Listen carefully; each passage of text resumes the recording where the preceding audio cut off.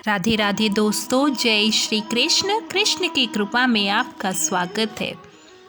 एक सेठ जी बहुत ही दयालु थे, धर्म कर्म में यकीन करते थे।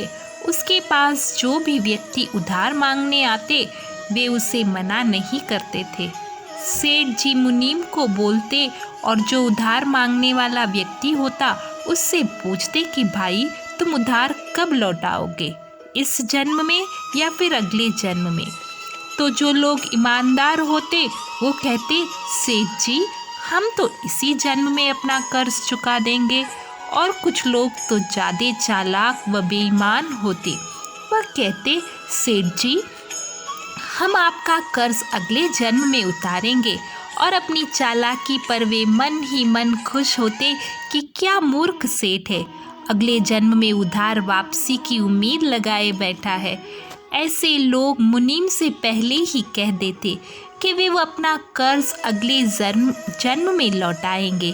और मुनीम भी कभी किसी से कुछ पूछता नहीं था, जो जैसा कह देता मुनीम वैसा ही बही में लिख देता। एक दिन एक चोर भी सेठ जी के पास उधार मांगने पहुंचा। उसे भी मालूम था कि सेठ अगले जन्म तक के लिए रकम उधार दे देते हैं। हालांकि उसका मकसद उधार लेने से अधिक सेठ जी की तिजोरी को देखने का था। चोर ने सेठ से कुछ रुपए उधार मांगे। सेठ ने मुनीम को बुलाकर उधार देने को कहा। मुनीम ने चोर से पूछा, भाई इस जन्म में लौटाओगे या अगले जन्म में? चोर ने कहा, मुनीम जी मैं यह रकम अगले जन्म में लौटाऊंगा। मुनीम ने तिजोरी खोलकर पैसे उसे दे दिए।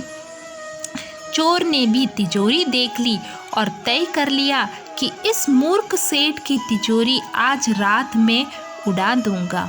वो रात ही रात सेठ के घर पहुंच गया और वहीं भैंस के तबेले में छिपकर सेठ के सोने का इंतजार करने लगा।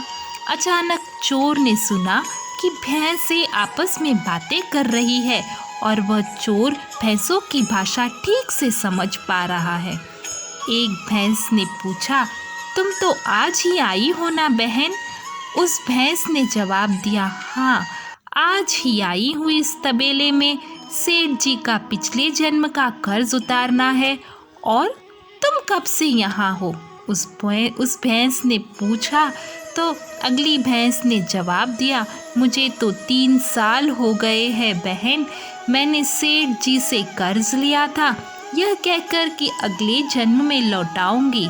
सेठ ने उधार लेने के बाद मेरी मृत्यु हो गई तो मैं भैंस बन गई और सेठ के तबेले में चली आई।